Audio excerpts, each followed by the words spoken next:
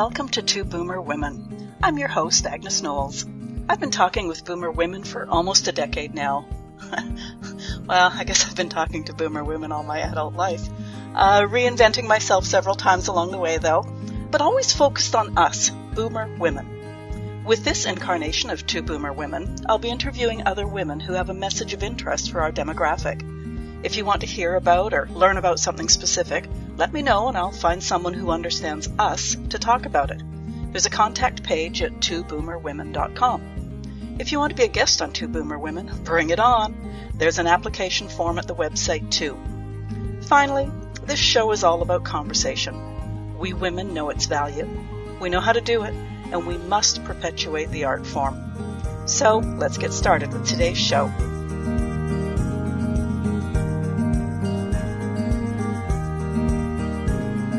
Welcome to the Two Boomer Women podcast. I'm your host, Agnes Knowles. I have something a bit different for you today. I'll explain in the next few minutes and then let you eavesdrop on part of a conversation I had recently with Judith, my accountability partner, now good friend. Do you know about accountability partners? Basically, they're people doing something similar to you, usually business-wise, and you team up with them to keep you both on track. You both set goals, and a week or two later, you check in with each other to see if you've completed your goals, or explain why not. And then you do it again. For the first few months, it can be a little grueling, explaining to a stranger why you haven't completed a goal, or bearing your soul as you set new stretch goals for your business. But after a few months, and especially after a few years, you get to know each other really well. The formalities all drop off, and you become friends. You get to hear about selves and families and issues and neighborhoods, all the stuff real-time friends talk about over a glass of wine. I've had two accountability partners over the years. One is now simply a friend. No business to discuss, but we still talk once a week, and neither of us would miss it for the world. Judith and I are still on track with the business accountability, but we both qualify as senior citizens. Imagine those air quotes.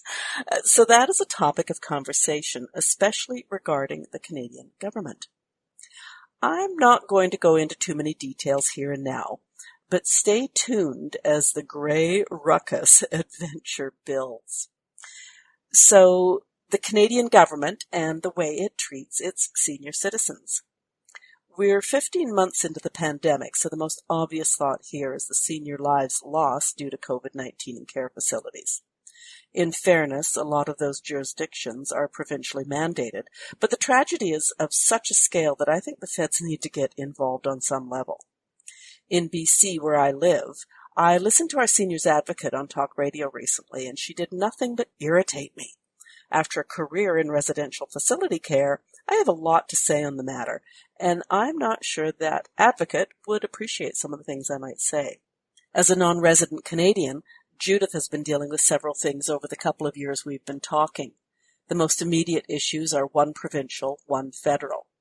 I might sound a little cryptic, and I apologize, but we're just beginning our Grey Ruckus journey, and I don't want to misspeak on Judith's issues. Stay tuned now as I cue up our recent conversation. I don't want to bore you or anybody else forever, including myself, in this whole tax situation. Honestly, I have been spending hours sweating over this, how to handle this, and my accountant, who doesn't have much experience in non-resident and out-of-the-country residency categories, he's been spending time on the phone and not getting any information. So finally, I said to him, I think the real issue is I missed that deadline, and they're just going to do whatever they can to say you're a bad girl, and you're going to have to pay all this, and we're going to reclassify you and all the rest of it, which, of course, they have the right to do. Except that how are you supposed to submit documents on time when they don't allow flights to land from? Well, that tends to be. I've written this letter. It took me 2 days this week to write the letter, which I faxed to him last night. And faxed? I scanned it and I sent it by email to him, and he is going to fax it on my behalf. But that it was kind of interesting to do it, except that it had to work so hard to not be nasty, but to be strong about my objections and to point out that I felt they were entirely wrong to be so adamant about this. I mean, what's the magic about a missed deadline? What they said was the normal deadline for my category was the end of June. Mm-hmm. They extended the deadline. How did I know they extended any deadline? I couldn't get into the site to get any messages, and they didn't send me any notice, to go into the site to see, but they usually do. And, they extended it to September 1. And just because of my personal responsibility, I paid a lot of money to send that by Federal Express in November to my son, just to get it there, Yeah. Anyway. Well, and I mean, similarly, when I was filing mine this year now, I always go into the website to make sure I have got all of the forms, like all of my income forms, whether it's my, the T's going around my pensions or investments, whatever. Yeah. And I received, two things is first of all, to go in and get that stuff. There was nothing to say, because they've been blocking people and saying you've got to redo everything. I got bounced out and bounced out and bounced out so many times that I finally went, well, one of the things they say when you first start to go into the website, the Canada Revenue website, is change your username and password often. Well, I don't care to change my username, thank you, but okay, I will change password because I understand that's important. So I go in and I change my password finally because I don't know what else to do, and boom, I'm in. Oh, okay, thank you. And then I get a notice from them saying, you've got mail. So, of course, yeah. I know that it's going to be telling me how much money they want. And, so I go through the same thing again. And it's just like, don't make it so difficult for people to go in and do what they need to do. And, if Canada Revenue, of all people, can't figure out internet security, holy crap, what's the hope for the rest of us? Well, you see, the thing that really bothered me was I didn't get you've got mail. I didn't get any notice that I should be checking the site. When I did check the site, I couldn't get in. Yeah. When I tried to call the number, I couldn't get through. My accountant, 3 and 4 hours on, and then of course the category that insists that I do a return on paper, an actual paper return. Okay, so it has to be mailed. So, how stupid is all of this?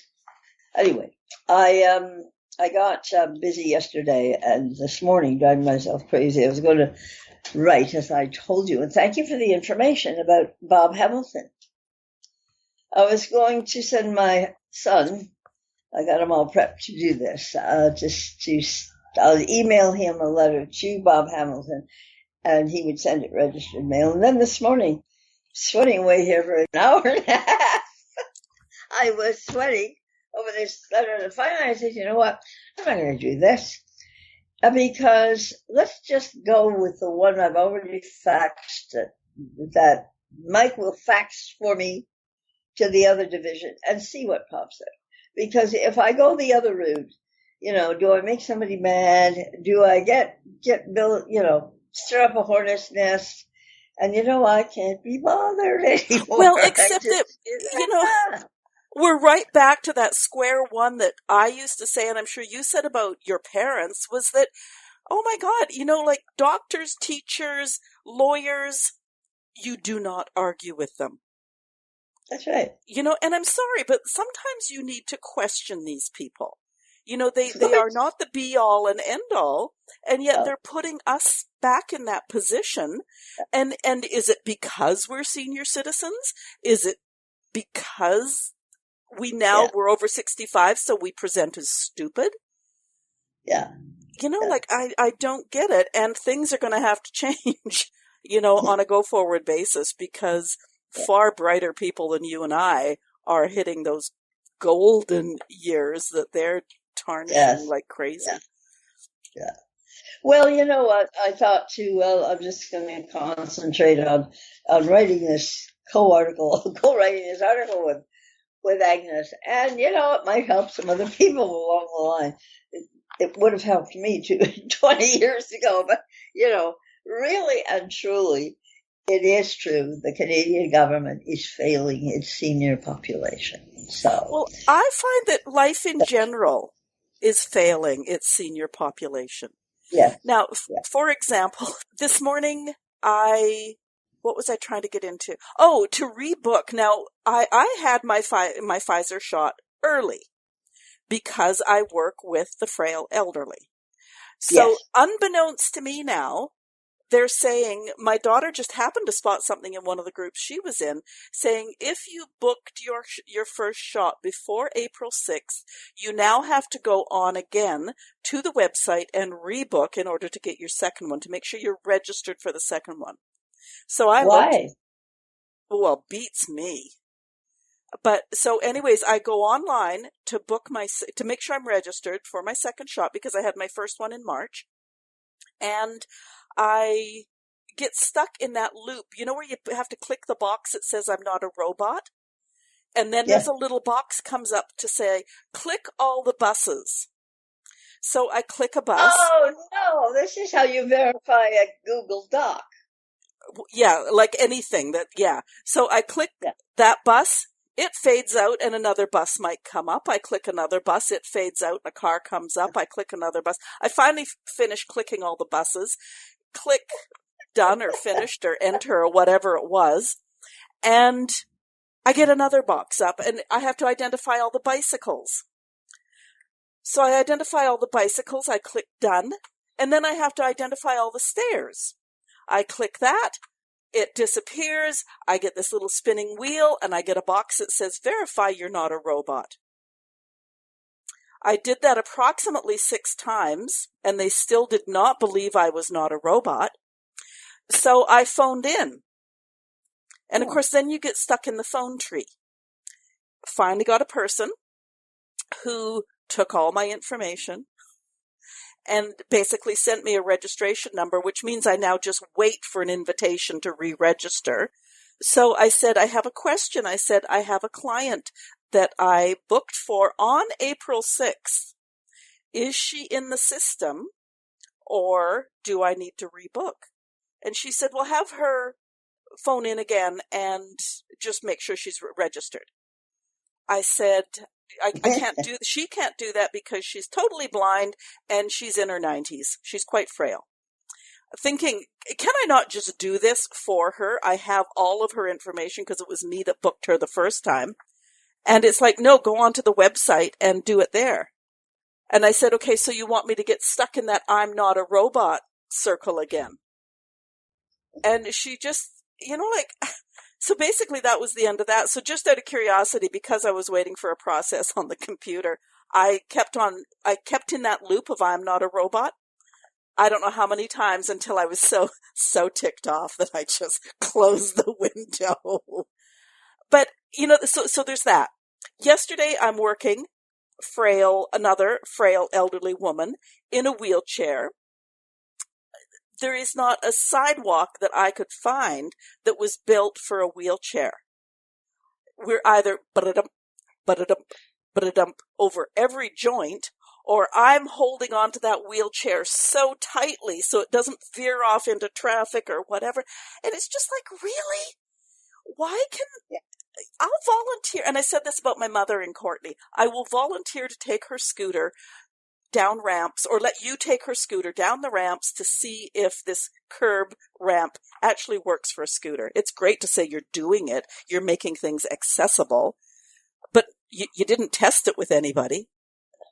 So I'm sorry. There's something about getting older that just really messes with society, apparently. Your turn. Well, that makes for a good, I'm going to remember that. You know that expression, getting old sucks? Well, it ain't for sissies. Okay? People say that, being funny.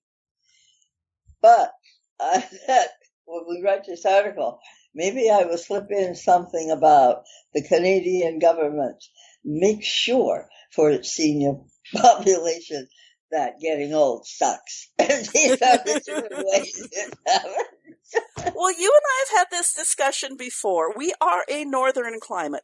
In the mildest of mild Victoria, where I live, this winter I was on snowshoes because they have grips. Because, and yeah, I've got a bad knee, but I'm pretty agile compared to a lot of people out there. Because they had grips, because nobody could clear the sidewalks or the streets in my neighborhood. We're just not prepared. So why not make it easier for me to go join you for the winter months so that they don't end up with me in hospital because they don't accommodate me in any way, shape, or form during the winter. Yeah. That's the one of the sections, I think, to show where the government is failing at senior citizens by putting restrictions in place for them to be in a place or do things that are good for them to maintain their health. And that would be one of them, going away for whatever extended time they want in the year to a climate that is good for their health, without saying that you're going to lose your medical insurance up here if you stay away, Well, the thing is, too, I mean, from what you've said on a few issues, medical care is probably cheaper in some of these warmer climates. It definitely is. So it saves Even them money. when they are charging large prices because they think you are a foreigner. Mm-hmm. I went to the dentist. I had this tooth extracted. Okay. It cost me 2,000 pesos. And I went, because 2,000 pesos means a lot for me for what I can buy for 2,000 pesos here. But do you know what that is in Canadian dollars? Divide by 40. Divide by 40? Yeah. Canadian pesos, 40 pesos to the dollar. Divide 2,000 pesos by 40. What do you have? I don't know. It's either 50 or 500. My head's not working this morning. No, it's $50.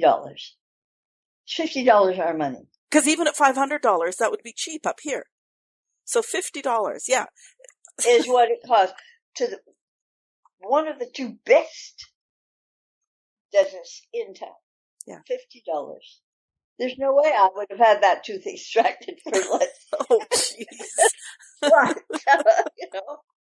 Oh, God. Yeah, and I mean, even, when I found out that I had this little tiny pension coming from one of my jobs, and they said, do you want extended medical? Do you want extended dental? And I clicked the boxes thinking, yeah, might as well because I'm only going to get older. I'm perfectly healthy. Yeah. But even what I'm paying with the extended can be ridiculous. So why not encourage seniors who are starting to be, apparently we're a burden on the system up here. Yeah. Let us go elsewhere. And it's what we've discussed also before, is that they see our income tax forms every year. We are not all wealthy, multi-million-dollar Canadians living abroad because it's fun to do. What would you say is the average retirement income? Do you have any source for that I can research? Average income of current retirees? And it wouldn't be too hard to say what that might be in 10 years or 20 years coming. I know that I'm getting 3 pensions, and that is not enough to live on. Mm-hmm. Maybe if I were to move to a really super tiny town, I might be able to rent. Yes. But just even CPP, and I mean, you can find out what the average CPP is, and of course, OAS is a standard rate for everybody across the board. So, I guarantee most Canadians who are living off their pensions are probably making less than $1,500 a month on those 2 pensions. Maximum, if they had a fairly good job, they might be making up to $2,000 a month, which still isn't very much when, rent is better part of $2,000 in most places. You see, my total about $2,600 a month. Yeah. All right. But if you take 25% of it and the withhold taxes, and then because they've said I'm definitely a non-resident, they will just keep all of that. They won't even give me any of that back. So even though you're saving the system money, they say screw you. Oh yeah, because it's like $650 they're going withhold, and I may or may not get any of that back. Yeah, and that's a terrible hit, even here. Yeah. So, there is a lot cheaper to be in a place like this for medical care for if you have to have extra things, because the medical insurance you get here very often only pays up to a certain point, and you still have to pay over and above. I had to pay out of pocket for the surgery to take that little carcinoma thing off. And the reason I got it for as little as this is because the doctor found a way to make sure I had to be admitted for it. So I was admitted surgery patient, okay? Oh, as opposed to a day surgery. Yeah. Well, I went in for the day and I came home, but I was admitted as opposed, there was something else. Okay. I paid 15,000 pesos for that total. That included his stipend, right? God. So if I divide that by 40, slightly less than $400. Yeah. Yeah. I go to get my hair done. Went last week and I gave her 1,000 pesos for color, cut, and blow dry. So that is maybe $20 a bit. If I get a manicure and pedicure both together, it's about 700 pesos. So you see, these are all things that you could say, okay, you don't need those. You don't need those. Except that's not true, because you have to take very good care of your but feet. also it's quality of life. I'm sorry, I could live in these one outfit for the next 5 years too, but I choose not to. Yeah. So if you're not going to give your senior citizens a living stipend after they've contributed to the system for, 60 years or whatever, say 50 years, then make it easy for them to go live somewhere that will love them, and they can get all their services, their quality of life services, for a reasonable amount of money. It's and it's even like the GIS, Guaranteed Income Supplement. It's like, that is embarrassing. Like, oh, you're a low income senior. Let's give you another $22 a month. Oh, good. If I go to the right place, I can buy a pizza. Yeah. It's Yeah, because there's all these other things too. Now, I would tell you about this day I had Wednesday with my friend Yvonne. She's my Friday night dinner companion, but this time we decided we want to do something a little different. So we went out to a beach called the Bergantine Beach. Now, it was kind of an adventure because we knew there was some kind of a restaurant out there, but we didn't know exactly. And except that the guy out there did feed tour groups. And but it is an area that once had a lot of people living on it, but the government took them all out because they had development plans, which never materialized. Okay. Anyway, we went on this road, and it went forever. And even the taxi driver didn't really know that we were on the right road, and he kept looking nervously around, and I kept making remarks and laughing, but Because I get, well, it's getting more jungly all the time. Are there any And, pirates in that area? then I would say to Yvonne, who's sitting in the front seat, I would say, I just want you to be relieved, because as much as we seem to be veering toward the east, we always correct and veer a little bit more to the west.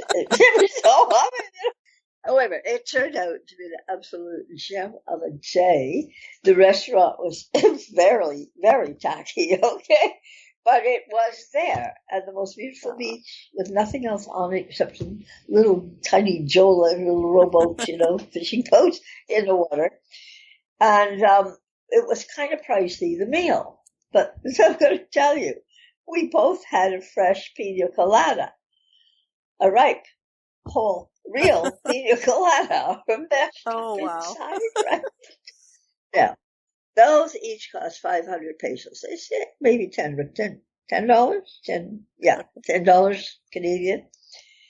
But where are you going to get that in Canada? Then our dinner, which we could have shared, because it was Dorado fish steaks, 2, plus a salad, plus tostones, which is the fried plantain, plus some moro con guandules, which is rice and the little tiny beans they use. And that was 700 pesos each. We said, it's going to be really high, the cost, but next time we'll know to share. For goodness sake, it's like, that's $510 for this wonderful pineapple drink. And then a dinner like this, 700 pesos divided by 40, it's not even $20, all right? So, it goes on and on. There's lots of things like that make you can still have a lovely life without it costing a whole lot of money. And if you read anything about Panama, Costa Rica, Mexico areas, they do this rundown of what you can live on. It's all around, 2 people for $2,500 US and stuff like that. And in Panama, they have I forget what they call it. It's a pensionada program. They want you there. So they give you all these special deals, and they give you special medical services. Yeah. They want and yet, you there. If you say to the Canadian government, I could be far happier, far safer here, and they say, oh, you're going to leave this cold country with, expensive services, then be gone with you. And it just doesn't make sense. One thing, like getting back to the medical thing, is one theory I've always had is, especially in the day of freaking computers that we've got nowadays, why not keep track of everything I do that costs, like medically speaking, that costs the government money?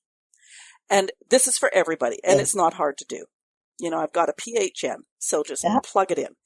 And then at the end of the year, say, you have cost us, whether it's provincially or federally, you have cost us, I don't know, $25,000. Given your income, you are responsible for none of it, 5% of it, 50%, like whatever, on a sliding scale. So if somebody is, making a couple of million a year because of investments or life or whatever, then fine. They get to pay back the government for that $25,000 worth of expenditures. As a low-income senior, you're off the hook for all of it. No. And they could do it both here and where you live. It's just like... Yeah. See, the other thing, too, depends on how they allow me to do my return, is I can either claim medical expenses if they're in Canada, or if I claim medical expenses here, and depending on how they classify me, they might not allow any of that. Yeah, but even what they allow you to claim is ridiculously low. Yeah. It's like, I think it's single digit percentages. I can't even remember now. I haven't done my own income tax recently. But I just started this letter to this guy about, my professional experience has included creating and implementing systems for healthcare and workplace health and safety, and that's true. And I know the dangers of, with all good intentions, creating a system that's going to be standardized and to which everybody will have access. But it happens that a lot of people fall through the cracks. And this is one example of me, this time at the ER system. But you know what? I'd like to, when we do this article, maybe we'll do a series and keep pumping them out on LinkedIn. Yeah, why doesn't the government create a task force about everything else? Like, there are so many They smart... They have a group of people, though, they're supposed to be concerned with health services for Canadian seniors. I forget what they call it. Do we know about that, generally speaking, or is it only when we get all fired up and go looking for it that we might be able to find it? Yeah, that's the group that has 12 spots and only 4 people are still on it. And they never do it. Yeah.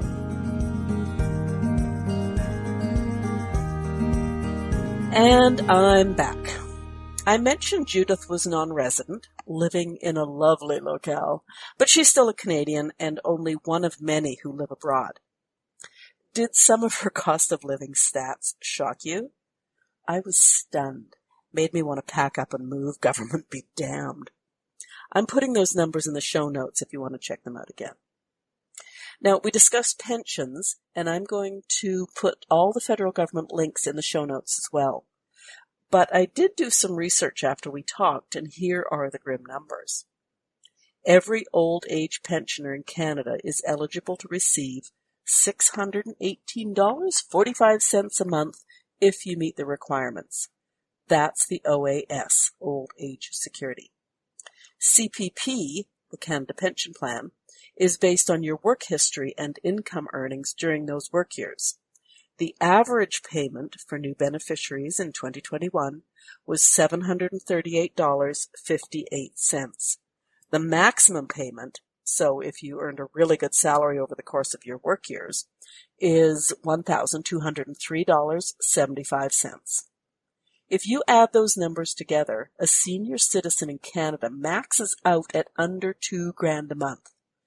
And more likely, I hate to break this to you, but you're probably under the $1,500 a month.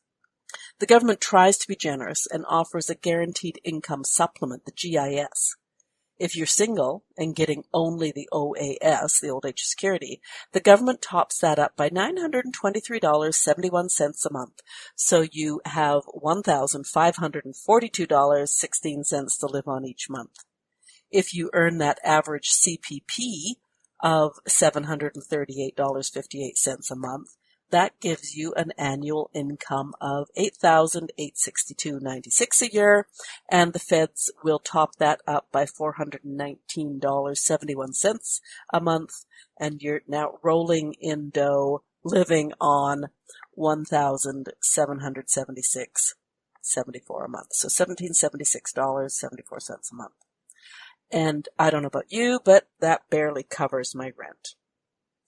I did a quick search for cost of living in Canada, and I will emphasize the word quick here.